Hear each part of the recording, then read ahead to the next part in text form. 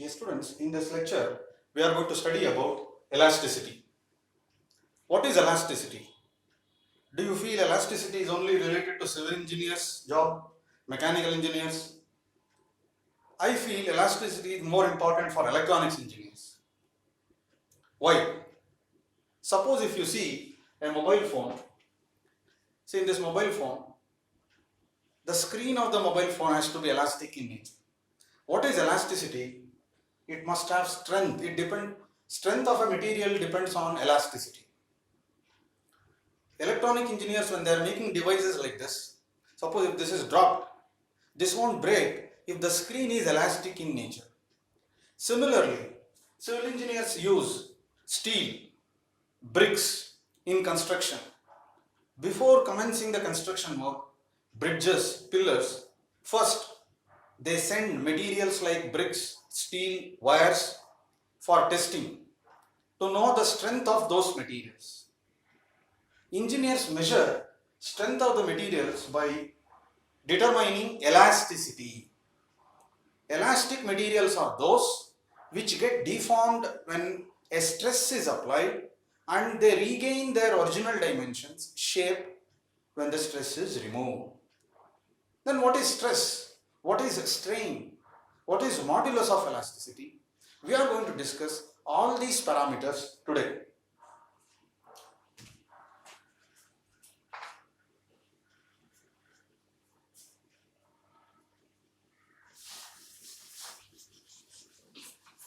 See, stress means, what is stress? Stress is defined as the restoring force per unit area of the material. It is given by restoring force per unit area. It is measured in Newton per meter square. There are three types of stress. I will give you an example now. See, look at this piece of chalk. If I apply stress perpendicular to this, like this, if I hold it and try to bend it like this, look at this. This is a scale. I am applying stress perpendicular to the surface, beam, like this. This type of stress with which I am changing its length is called as linear stress, longitudinal stress, or tensile stress. Tensile stress is applied perpendicular to surface. It causes change in length. Okay? Now, look at this. Look at this book. I am going to apply stress tangential to the surface. See what happens. As I apply tangential force, see the way the shape is changing. See here, I am applying stress like this. The top layer gets displaced relative to bottom layer. See here. Do you see this? This is its original position. Now, because of tangential stress applied tangential to the surface, the upper surface gets displaced with respect to lower surface. This is called as shearing stress.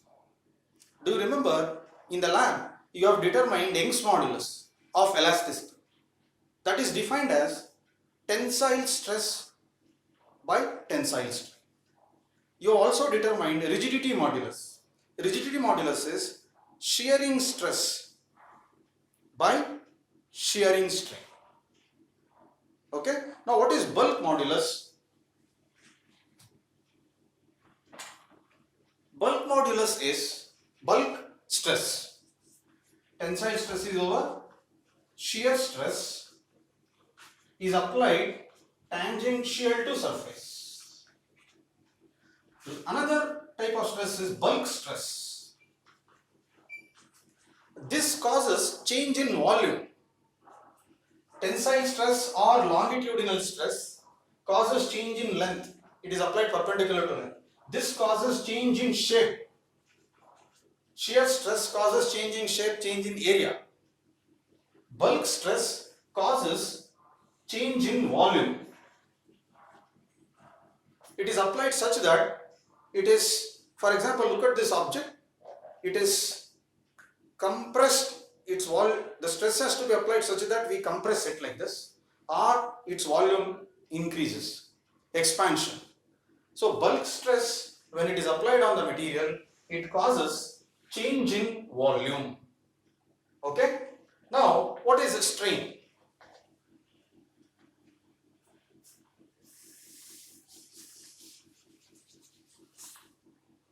How do we define strain? Strain is change in dimension by original dimension. For example, measure the length of the scale, apply stress. Let us say I apply now tensile stress. I apply stress perpendicular to it and bend it like this. Now length has increased. Okay? Change in dimension by original dimension. This is the definition of strain. Now I give you three types of strain. Tensile strain. Okay? What is this? Change in length by original length. Okay? So this is original length L. Now this is 30 centimeter long. When I apply tensile stress, its length may become 30.1 centimeter. So change in length is 0.1 centimeter by original. So change in length by original length, it has no unit. Okay? The unit of stress is Newton per meter square, but this has no unit. So this is tensile stress. What is shearing strain?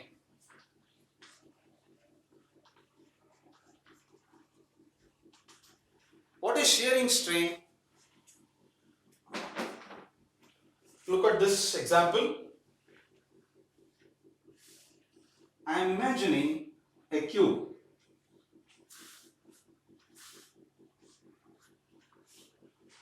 Okay? The stress is applied tangential to the surface like this. Now this face ABCD. Look at this face ABCD.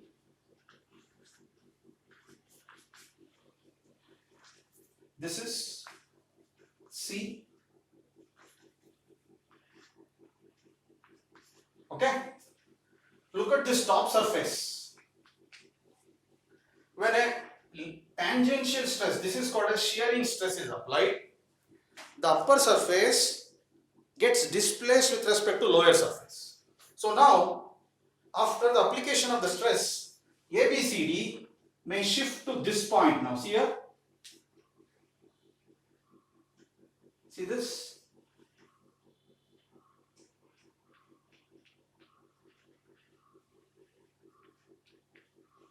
Do you see this?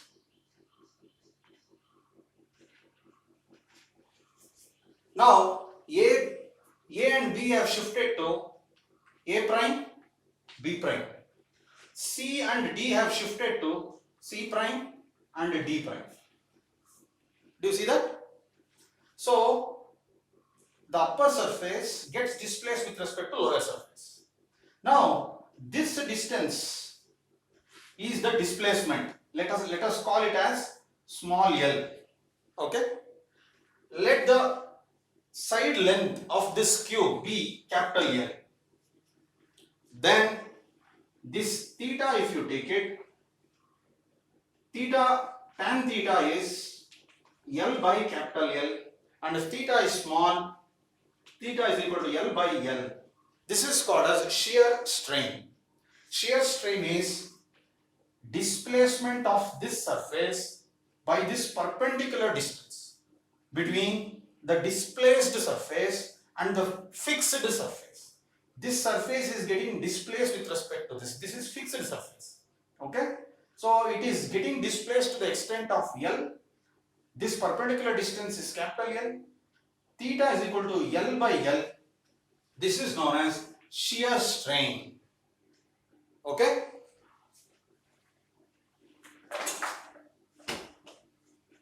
Now the third type of strain is bulk strain.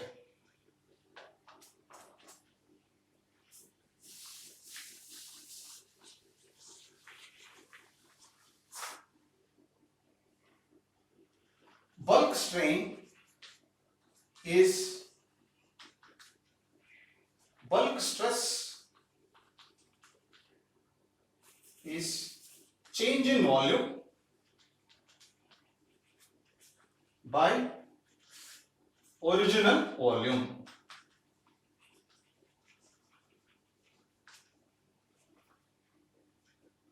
If you apply stress in such a way on this object, it need not be perpendicular, it can be any stress. If it is compressive or if it makes the volume increase, then we call it bulk stress. Bulk strain is change in volume by original volume. Now, what civil engineers are interested is ratio of stress by strain. This quantity is called as modulus of elasticity. What is modulus of elasticity? You have calculated Young's modulus in physics lab experiments, rigidity modulus in physics lab. Now I am introducing modulus of elasticity. What is modulus of elasticity? Ratio of stress to strain. There are three types of modulus of elasticity. This parameter is a measure of elastic nature of the material. Do you know modulus of elasticity of the silk web is greater than elasticity of steel? So we say silk web, silk thread is more elastic than steel. Now there are three types. One is Young's modulus of elasticity. What is that? It is represented by the letter Y. It is equal to tensile stress by tensile strain. Okay? In Young's modulus, length changes. The stress is applied perpendicular to surface. This is very relevant for construction engineers in the construction of beams, pillars. Next is the rigidity modulus of elasticity. This is given by eta equal to shear stress by shear strain. Okay? Now, the last one, bulk modulus of elasticity is K is equal to bulk stress by bulk strain. So these three parameters are very important for any material. We can understand the strength of a material from these things. Now we will discuss the relationship between stress and strain. How strain is related to stress. Relationship between stress and strain. Relationship between, I will call strain and stress. Stress is the cause, strain is the effect. So let us study the stress and strain. We all call this relationship as Hooke's law. Hooke's law. What is Hooke's law? It says stress and strain are linearly related within an elastic limit.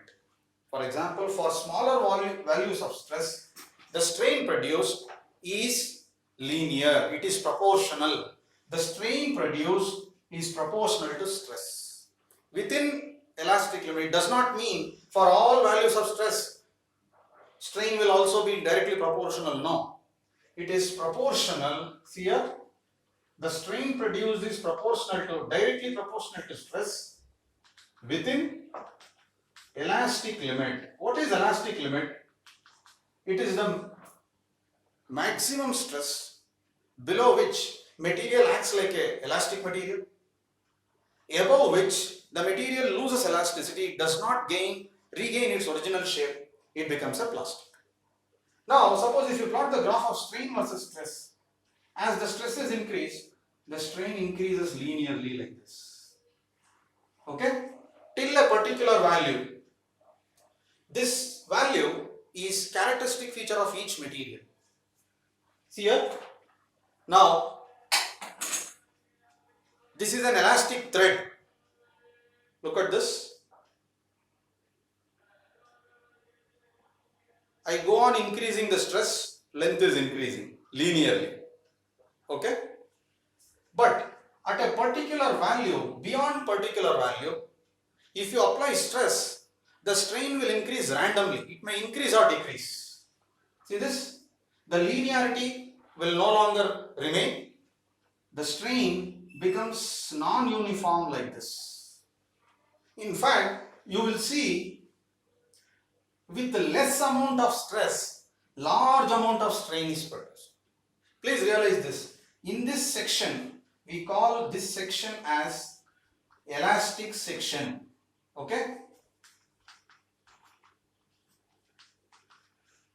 It behaves linearly elastic. But beyond this, it is plastic section. See, a small change in stress causes large change in strain. This region is called as yielding region.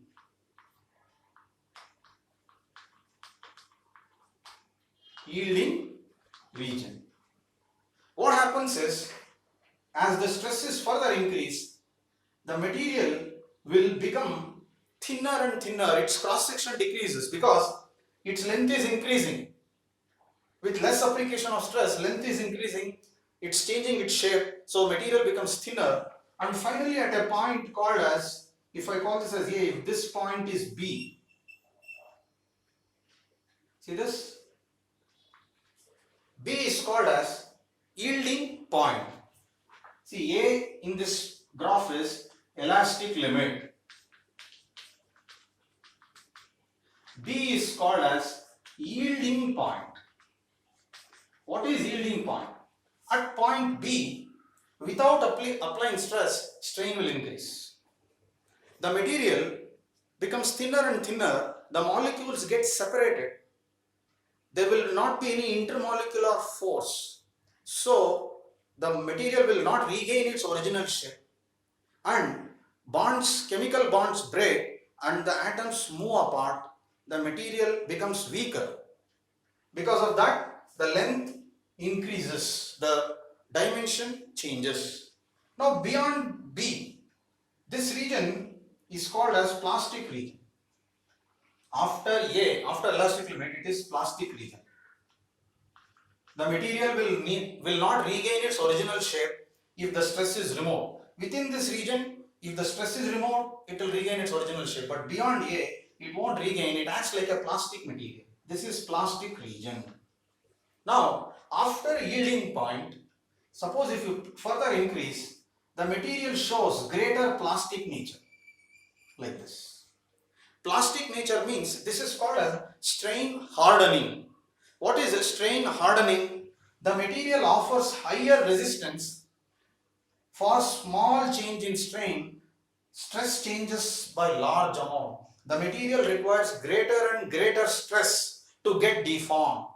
The material becomes a perfect elastic, perfect plastic material. That is, it becomes rigid. It requires greater stress. For small change in strain, large stress is required. This region is called as a strain hardening region. But some materials, after yielding point, show this graph like this. This is called a strain softening.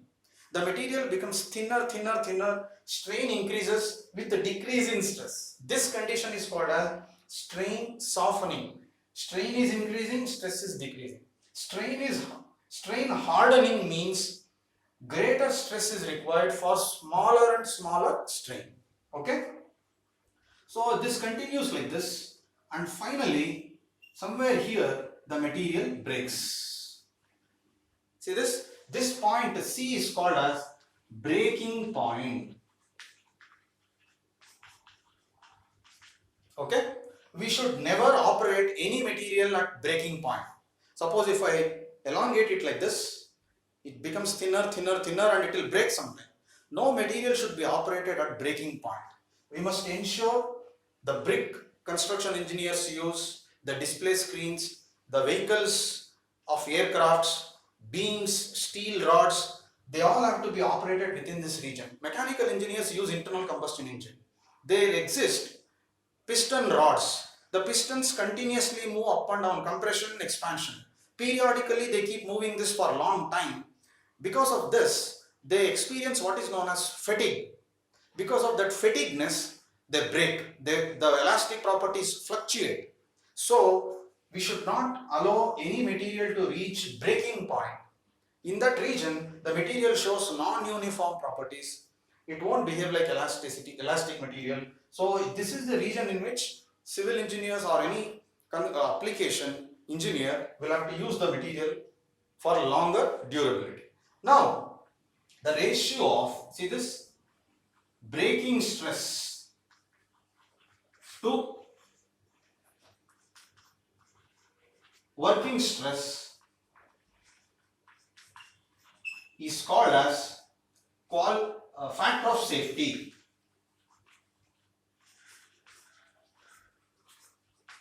What is factor of safety? It is the ratio of breaking stress to working stress, and we must ensure that working stress, we should operate the materials in this region. Now, what is elastic fatigue?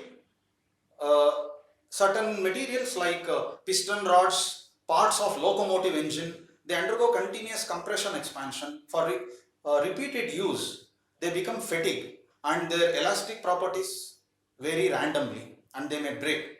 That is elastic fatigueness. Elasticity depends on various factors: temperature, annealing, and impurities. Elasticity depends on various factors like temperature. If you increase the temperature, the molecules become farther, the atoms vibrate with larger energy, they move apart, and because of that, intermolecular force of attraction decreases, elasticity decreases. So, with the increase in temperature, elasticity decreases. With lowering temperature, elasticity increases. What is annealing? It is heating a material and gradually cooling. As a result of annealing, inside the crystal, large crystal domains are formed. Formation of such crystal domains reduces elasticity. So annealing causes reduction in elasticity. What are impurities? Suppose to soft iron, if carbon is added, its elasticity changes. So by adding impurities, either we can increase elasticity or decrease elasticity. Okay, so these are the factors which affect elasticity. You need to know what is Young's modulus. This question, this graph is very important. State Hooke's law. Strain is proportional to stress within elastic limit. Next, explain the variation of stress and strain with a graph. Explain the salient features of Hooke's law. You have to explain how when a material experiences stress till a particular limit, strain increases with stress. It is called as elastic region at point A, and beyond that the material behaves like plastic material. It is plastic region. This is elastic region. From point A, see here, a small stress is enough to cause large strain. So it is called as yielding region. At point B, which is called as yielding point, no stress is required, but its strain keeps on increasing. So material becomes weaker, the molecules get separated and it becomes almost like a thin wire.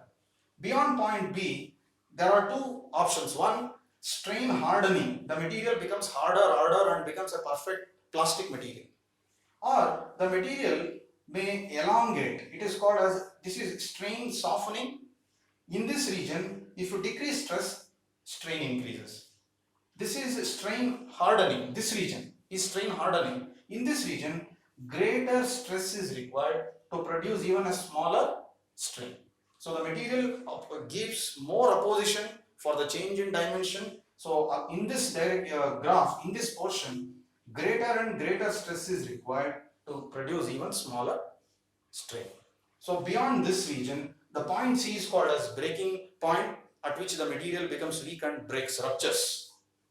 Generally, for engineering applications, materials are to be operated in the elastic region. Please go through this. If you have questions, do mail us.